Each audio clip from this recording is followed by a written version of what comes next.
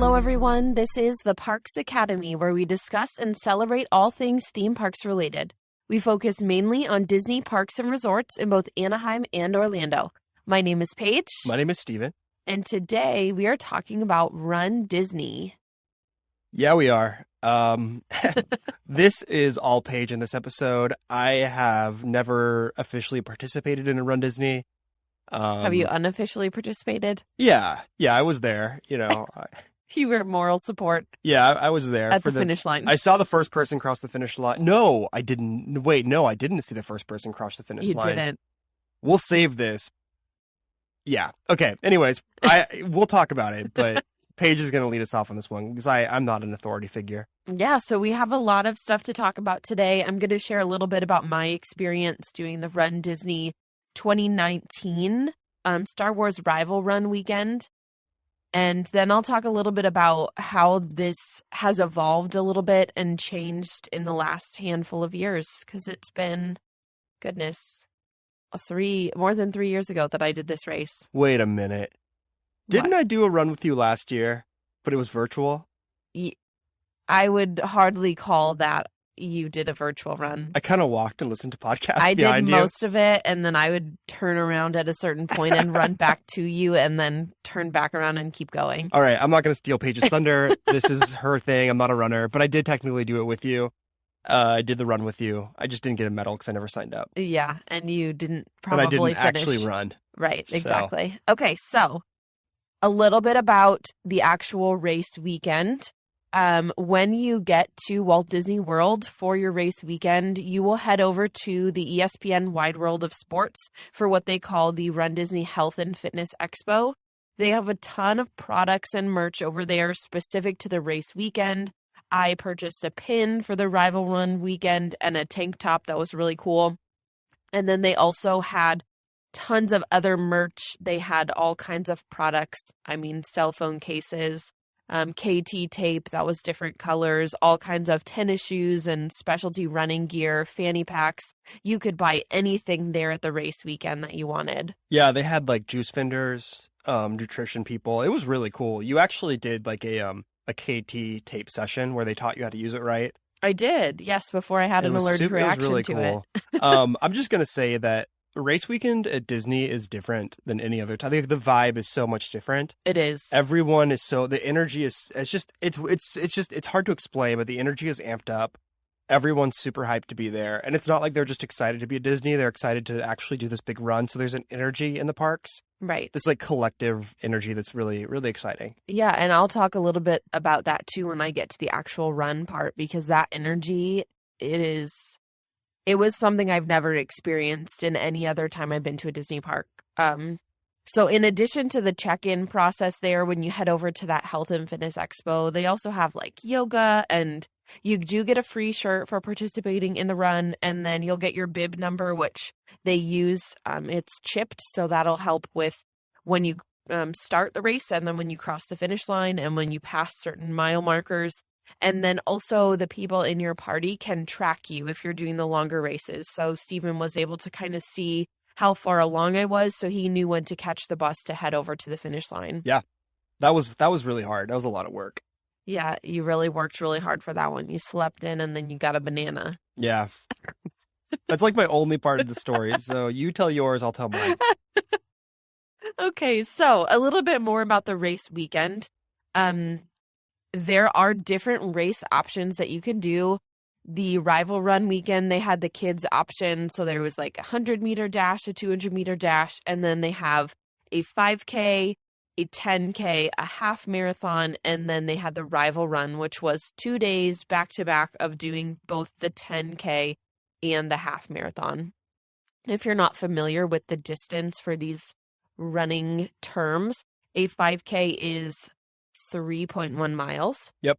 A 10K is 6.2 miles. Mm-hmm. And a half marathon is 13.1 miles. So that's a whole lot of running.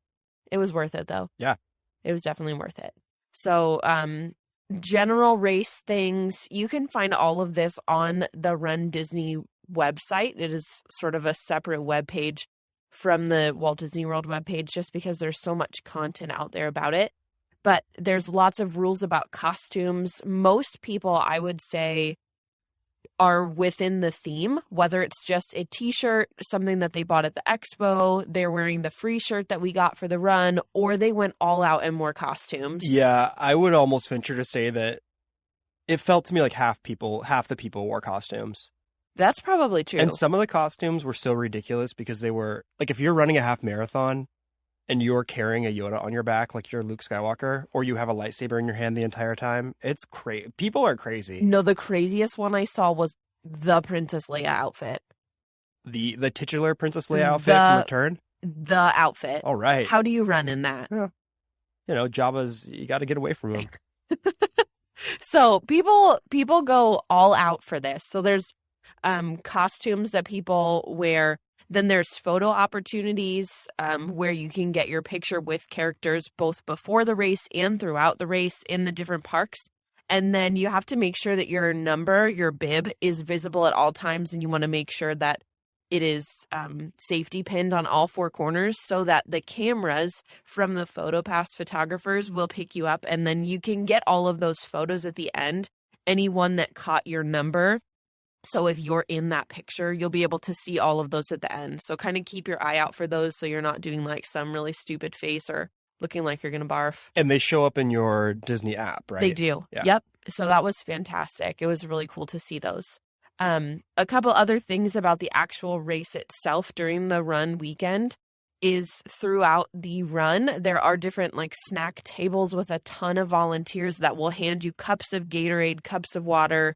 They have these like little energy jelly beans that were actually delicious. And then I brought my own little like Gatorade chews, which were supposed to kind of keep you hydrated.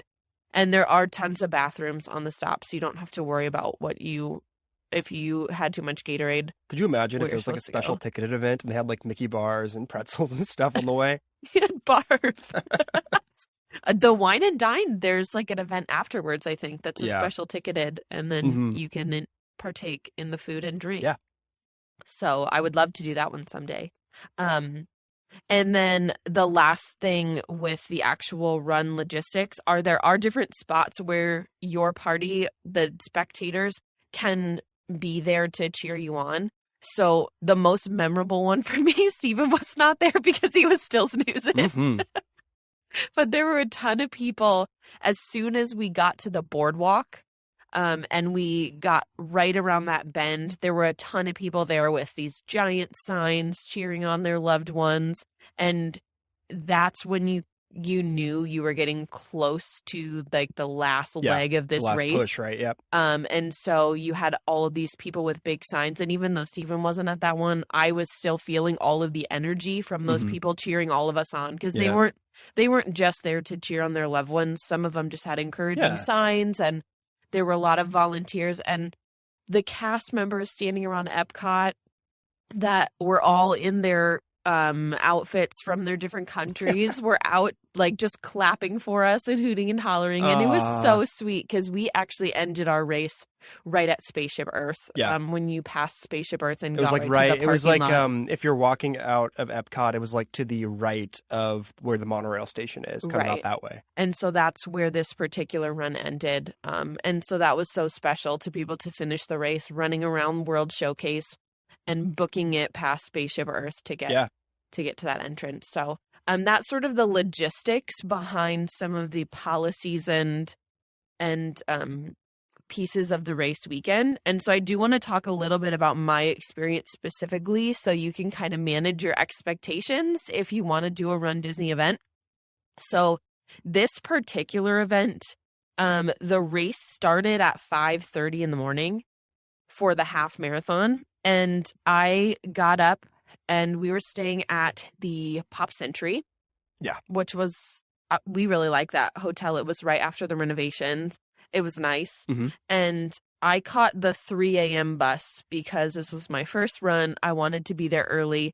And I thought that was actually really good because it took a while. There were a ton of people there for the race.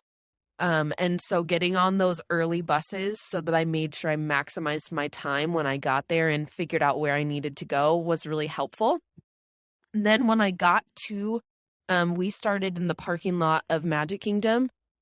And so we did not actually run through Magic Kingdom. That was the only park we didn't run in. There were photo ops everywhere. So I was able to go sort of in this little staged area and get my picture with BB-8. And they had all of these bathrooms kind of set up for people to go before they got in their corrals. Because once you get into your corrals, which is basically your starting group, it's like herding cattle. They just put you between all these metal fences and then you can't get out. Easy there. That's something Chapek would say. Well, but that's what it was. So you get in your corral based on your placement time. If you've ever run before, you get a better placement time because then you're more likely to finish earlier. They have the wheelchair group early on, too, in one of the first corrals so that they go first. Mm-hmm. And then people are just jam-packed in. They did have a cool little stage show before where they had, because it was the theme of the rival run. This particular rival run was it Rey versus Kylo Ren? Yeah. On my pin. Yes. So that was Star Wars they were different ones. Here's where I really come Rebels. in. What is this? It was, I believe that it was Emperor Palpatine and Yoda for the actual marathon, and then it was Rey and Kylo Ren for the half. The half, and they did the Kessel Run, which was there was no marathon this weekekend. It was the half. Okay, and was then there? No, there wasn't there. No, it was the half, and then the rival run itself was if you did the 10K and the half back to back. Okay, and wasn't it? I'm sorry if I'm wrong, but wasn't it if you did all of them? It was called the Kessel Run because it's usually the Dopey Challenge. That's if you do the virtual, both and the 10K. Got it. Okay. Yeah, okay. That's the Kessel Run. Got it. All the miles. Sounds good. So it's a lot, but it was Rey and Kylo Ren, and then they had all these stormtroopers came on stage. I think actually for First Order troopers, if it's in that galaxy. Sure. First Order troopers. That's why you're here. There you go. That's so there was a cool stage show. All of that to say to kind of get us pumped up, and then they shot off fireworks, and you entered through the starting gate, and then you got started, and we ran through Hollywood Studios. We ran through Animal Kingdom, which was my favorite part because I saw Pandora. Mm-hmm. That was the first time I saw Pandora, and I felt bad that I saw it without Steven, but I was like running through it, taking selfies because I was like, I don't want to mess up my time. I'm trying to beat the 3-hour mark. That was just a personal goal. And to give you kind of an idea, the half marathon had 22,000 people that ran just the half marathon. That's not the whole weekend. That was just the run I did. So, do you know which number you came in out of everybody? If you don't, it's no big deal. I do. Wait, I don't know what I wasn't like the top 10. The top 10, something like that. That's funny. Yeah, I came in 5,506th place. That's pretty good. I finished 198 in my age group and gender, and then 2,270th for all women. All right. Yeah, that's not bad. So, great. Fantastic. Better than average. Yeah, man. That's all you can hope for in this world. So yeah, that was pretty cool. I did end up beating my goal was under 3 hours, and I did end up doing it in 2 hours and 52 minutes, which for all of you non-runners out there, don't be discouraged. I was an athlete my whole life, but in college did not really play sports competitively other than just like intramural sports, and picked up running after that. Just did a couple 5Ks here and there, and this was like a bucket list thing for me. I wanted to train for a runDisney event. I never in my training ran more than 8 miles. Yeah. And then ended up doing the 13.1 on race day. What was it like crossing the finish line? So when I crossed the finish line, they put the medal around my neck and I lost it. I just cried because I was so proud of myself. You do want to make sure that you're smiling for photos because they're taking photos of everyone crossing the finish line. I actually have like 5 or 6 like photos. Rapid fire shots, photos, because they're trying to get as many good ones as possible. And so I like lifted my hands up in the air. I was smiling. I was so excited. And then I want to encourage you, do not stop moving. when you cross the finish line, you've just been putting a lot of pressure on your body for the last 2, 3, maybe close to 4 hours. Don't just cold turkey stop and sit down, or you will regret it. Your legs will be terribly sore. They do have a medical tent there at the finish line for people who are hurting or hurt themselves or are bleeding or all kinds of different things. And so definitely take advantage of that. Grab some ice if you need to throw ice on your knees or your ankles. That's what I did. Yeah. I saw some poor people like literally getting escorted to the medical tent. Yeah. It's sad. It's some of them seemed like they were fine, but then like there was some chafing and they were like, bleeding. Yeah. Ugh.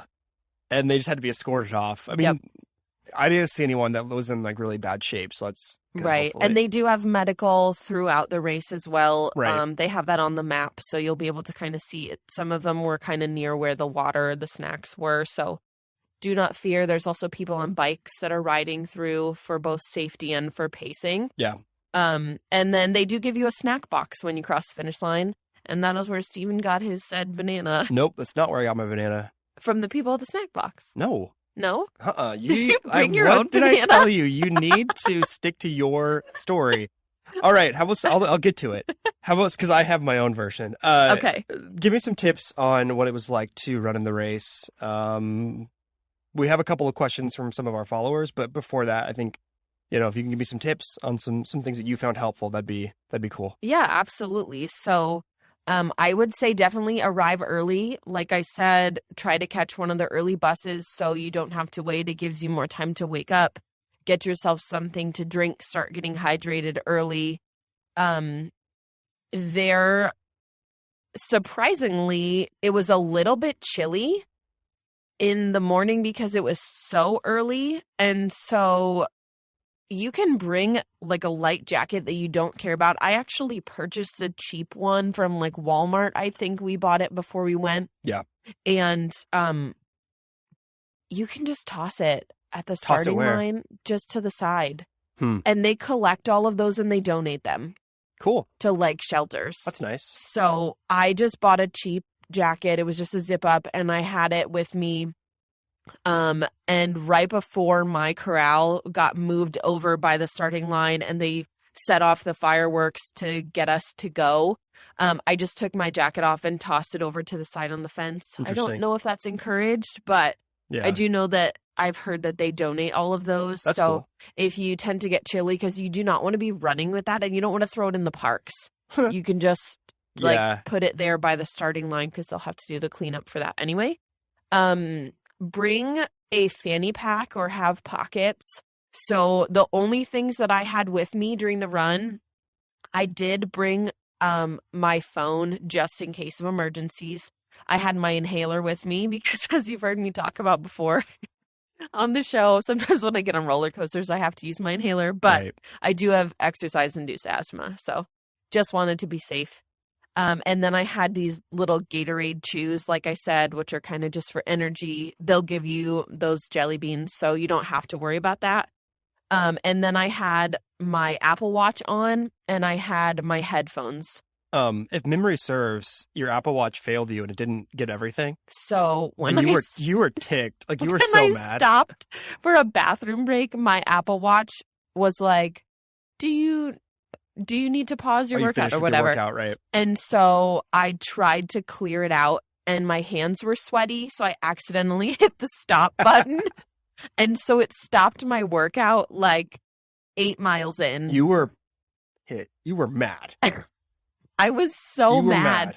I was so mad because I was like, I wanted that 13.1 miles on my watch and I wanted to know how far I was. Got to do it again. Now, they do have mile markers. So every time you've gone another mile, you'll see where you are. They have here you've hit the 5K mark, here you've hit the 10K mark. Yeah. So you don't really need any kind of watch for pacing, but they do have those. Yeah. Then I would also say if you are wearing headphones, wireless headphones are probably your best bet just because you don't want to have to have the wire messing with you while you're running. But there's a lot of stuff happening. They were legitimately showing clips from the movies throughout the run on these massive screens. So you can hear that. When I was running heading towards Animal Kingdom, in between woods on both sides. We were like back behind the parks on this tiny little road. They had Mr. Star Wars. This is where I need It felt like you were in the battle of when you were in the Battle of Endor, and you were in the forest with Darth Vader music. God bless you. Yeah, whatever. Probably the Imperial March, but yes, yeah. The Imperial March. That is what it was. And there were these red laser beams flying back and forth from one side of the forest to the other. And I was like, I'm not even a Star Wars person, guys, but it was the most magical thing I've ever experienced. And all these people were like just looking around, soaking it in. You could see such joy on everyone's face. And the adrenaline was just out of this world. Like, it was just making me so pumped up. So you want to hear all of that stuff. You don't want to just like have your music in, but if you need that to keep you pacing and pumped up, definitely bring headphones. And then last tip is watch for the pacing groups. So there were people that had these like giant tourist flags saying like, we're trying to keep a 15-minute mile, or we're trying to keep a 10-minute mile, whatever. And so you can kind of keep track of how you're doing. Now, they could have started in a different corral than you, but if you stay with that group, you can kind of pace yourself that way. They can't get all of us. Well, right. And so then they also, if you do not keep up there, you are removed from the race for that. So, we'll talk about that. So you have to be careful with that. That's actually a really good transition, because we do have some questions from some of our listeners who wrote in. And the first one is from our friend, the Pixie Dust Dreams Planner on Instagram. And she said, do you happen to know what the pace limit is? I used to do 5Ks and 10Ks all the time, but my mom and I had talked about doing a non-virtual Disney race in the past. I'm always a little bit scared of getting booted. LOL. Cry face emoji. Yes. So the pacing requirement is actually a 16-minute mile. They recommend, though, that you aim for a 15-minute mile, because especially if you start in one of the last corrals, if you go longer than 16 minutes on any of your first miles, you could get swooped up. Yeah. They'll just it's swoop rare, you right but up. It happens. Check this out. I left the hotel to get on the bus and go meet with the finish line, and there were two people on the bus. The first one getting off the bus at the resort. The first one was people with medals around their neck, and this was like 45 minutes before you cross the finish line, so yeah. Godspeed. The other one was these poor people with their heads down in shame because they just didn't make it. Yeah, I don't know how rare it actually is, but I know that there were several people who were really concerned about meeting the pacing requirement, and so that's why I would say it's really important to train. Yeah. Like, definitely train. Even if it's just to say, like, I can do a 15-minute mile if I jog X number of minutes and walk the rest of this mile.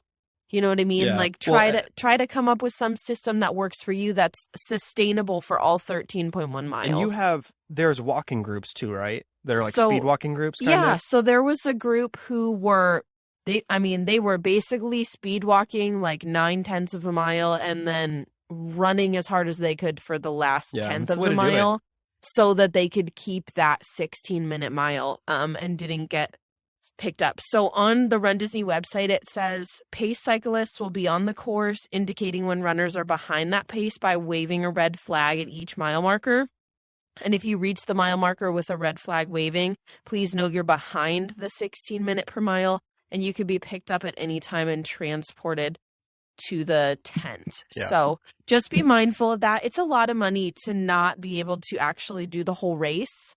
So that would be a big bummer. So just make sure that you're prepared and you're keeping an eye on your timing. Don't get too overly excited and be like, help. let me just take it slow at the beginning so I can finish strong at the end. You want to make sure that you're starting out strong without overdoing it at the beginning. And keep your pacing. Okay. At pixietravel. With Sam said, a question that I have is whether or not it's worth it just to sign up for the 5K. I don't think I'll be able to do the half marathon. In parentheses, not a runner over here, but would love to do a 5K.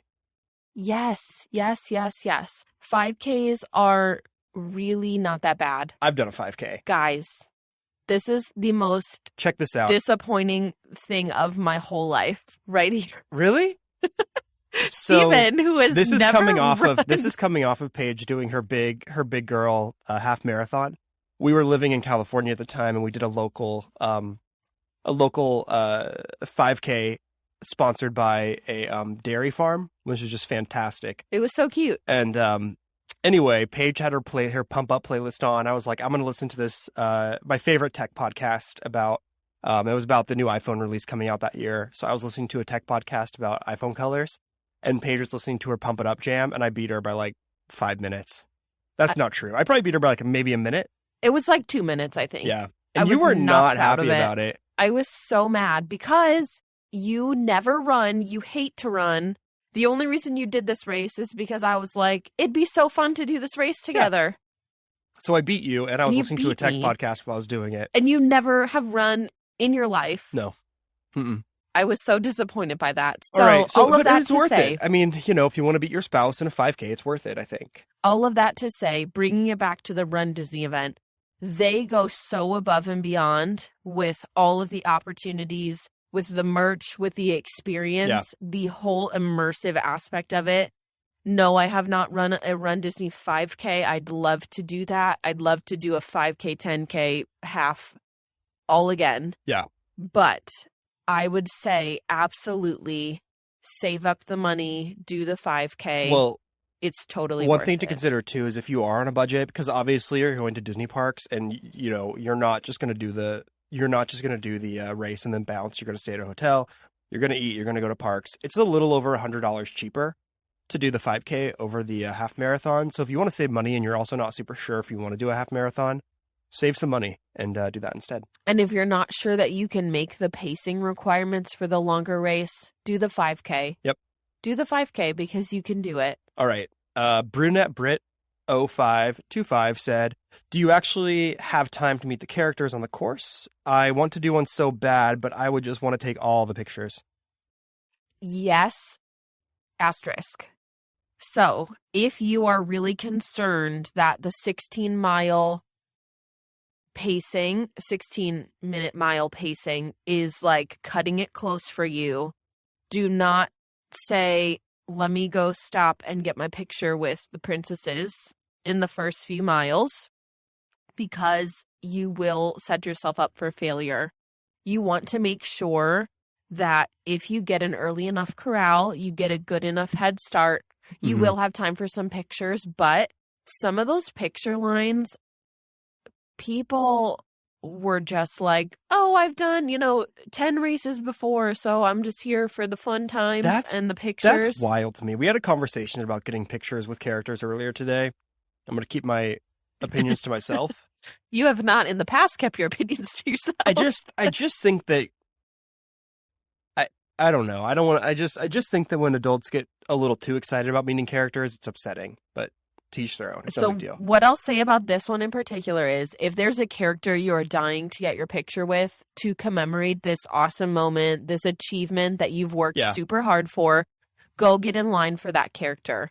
I did not choose to do that during the race, which is why I said definitely get there early, because there were photo ops there before the race even started, before I got in my corral. I got my picture with BB-8 and it was so cute. And then when I was in the race, I was not worried about getting any of my pictures because I just wanted to beat the time that I had set out for myself. Yeah, well, that's classic you. You'd rather compete than you'd rather compete than have fun, I think. Well, because you'd rather. But competing for me is more fun.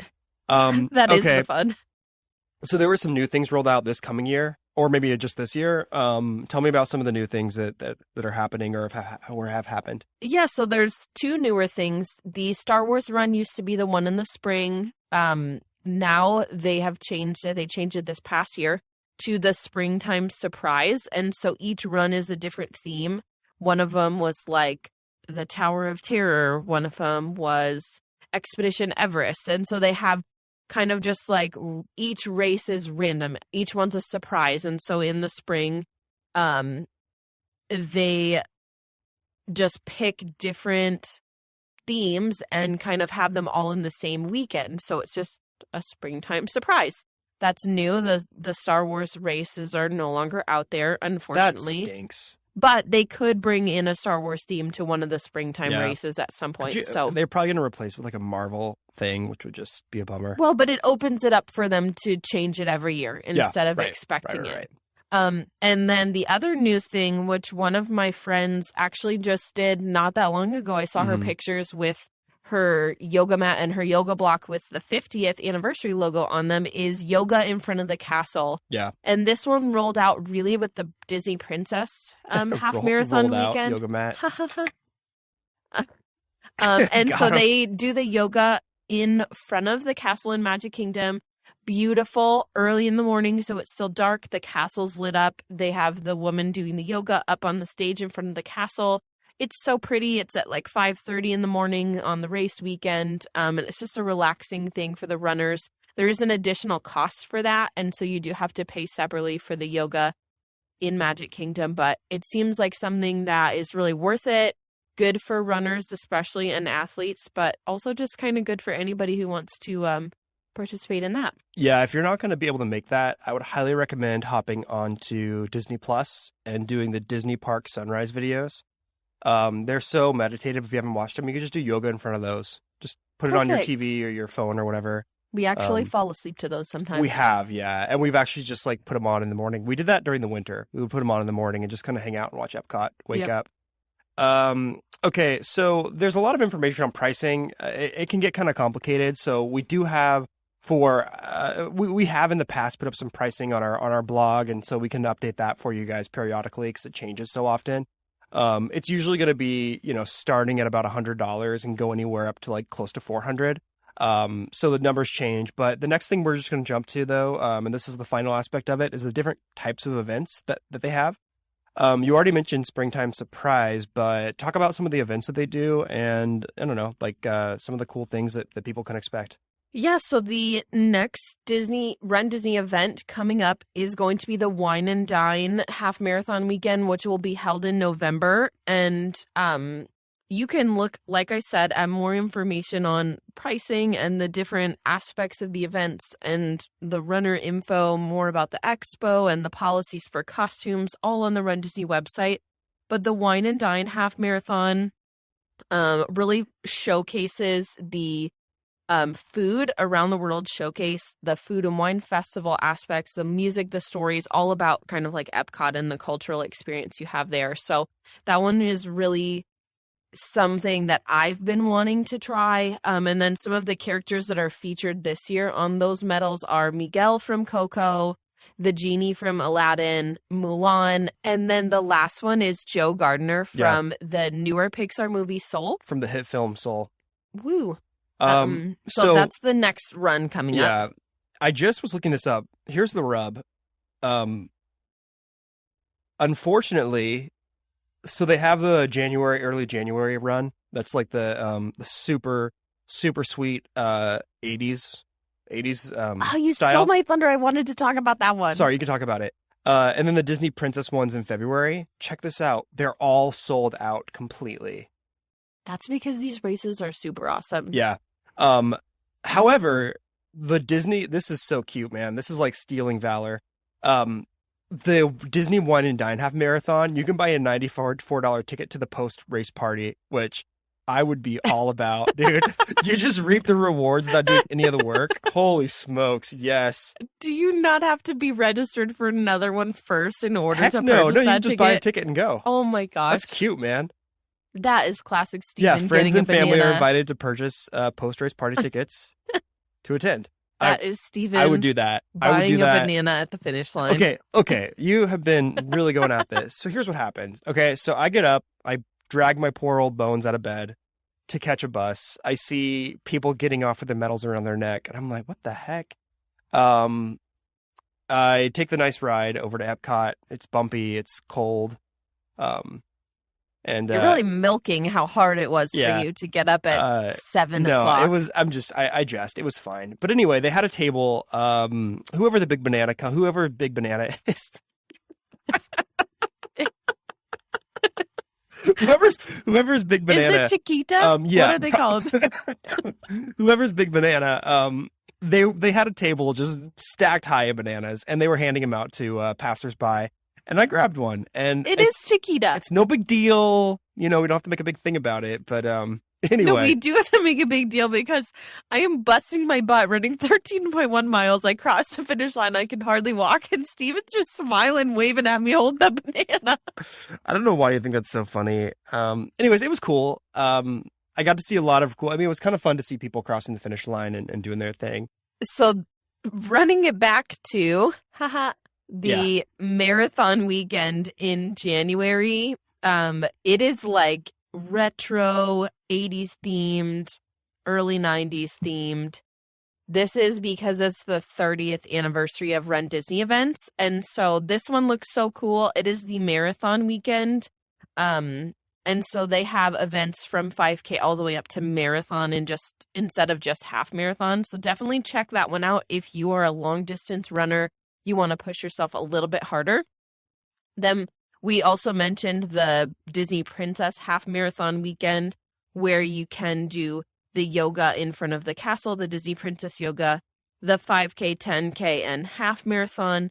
And then that one is in February. And the last one is, like we said, the springtime surprise. So that one is going to be in April, kind of around spring break time. And that one, the registration opens up in August for that one. So if you're interested in doing a Run Disney event and you haven't already booked it, that's your next opportunity is to register for the springtime surprise runs, and see who the characters are and see what you'd be working with for that one. Do you think you're going to do another one?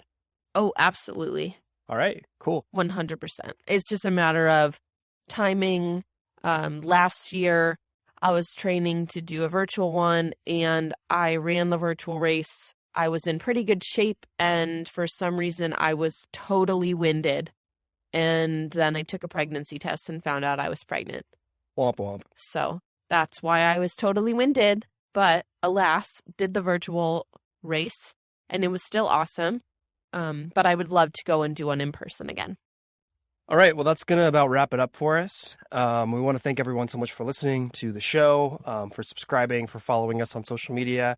You can find us at theparksacademypod.com. We're on Instagram at the Parks Academy. We're also on, Facebook, Twitter, kind of anywhere else we can find us. We are there. We can't wait to talk to you guys more about, things we love at Disney, things that we're finding fun, and just kind of really any sort of park experiences we have that we'll share with you guys. So thank you so much again, and we will catch you next time.